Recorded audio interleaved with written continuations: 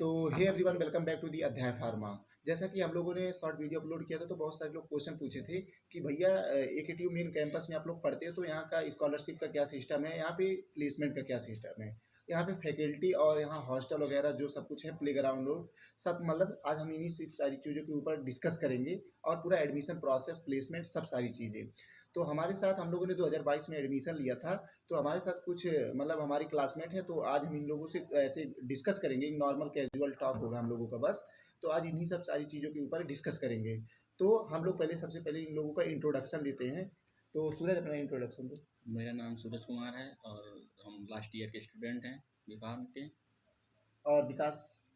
मेरा नाम विकास प्रजापति है और मैं 4th ईयर का छात्र हूँ।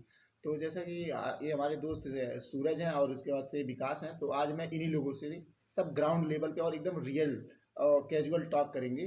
तो सबसे पहले हम लोग क्वेश्चन सबसे पहले बहुत सारे लोग हम लोगों से क्वेश्चन पूछते हैं कि भैया AKTU मेन कैंपस में अगर फार्मेसी पढ़ना है तो उसके लिए हम लोग एडमिशन कैसे लें। तो विकास, आपने मतलब जब शुरू में एडमिशन लिया था तो क्या क्या करना पड़ा था?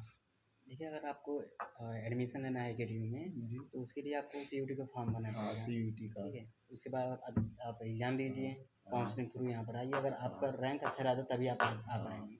तो यही हुआ था, जैसे कि हम लोग CUT का पेपर दिए, फिर उसके बाद से हम लोगों का AKTU का मतलब काउंसलिंग डेट निकलता है, तो उस पर रजिस्टर किए थे। और फिर रजिस्टर करने के बाद हम लोगों का जैसे रैंक नंबर था उसी हिसाब से रैंक बना था और उसी हिसाब से हम लोगों को एक कॉलेज अलॉट हुआ था।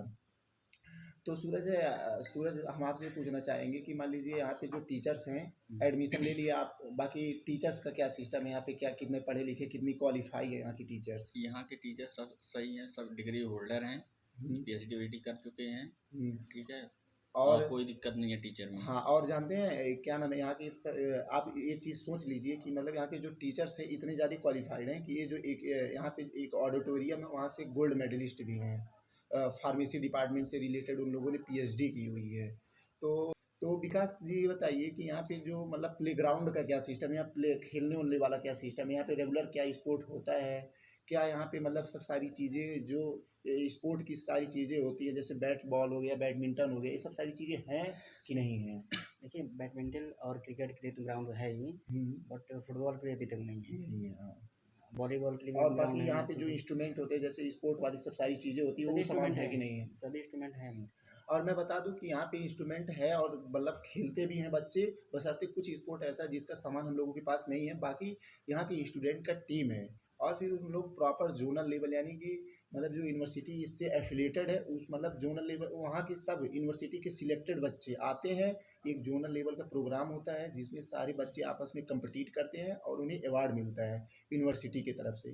तो मतलब बहुत ही ज़्यादा वो फेस्टिवल होता है AKTU का, एक तरफ से देखा जाए। तो सूरज जी, ये बताइए यहाँ पे लैब जो कॉलेज का है फार्मेसी डिपार्टमेंट का, जो कि जान होता है फार्मेसी का, कि मतलब मेन वही एक तरह हृदय होता है। तो बताइए यहाँ की फार्मेसी का क्या मतलब फार्मेसी की लैब का क्या सिस्टम है और यहाँ की लाइब्रेरी का क्या सिस्टम है, लाइब्रेरी में क्या क्या सुविधा है?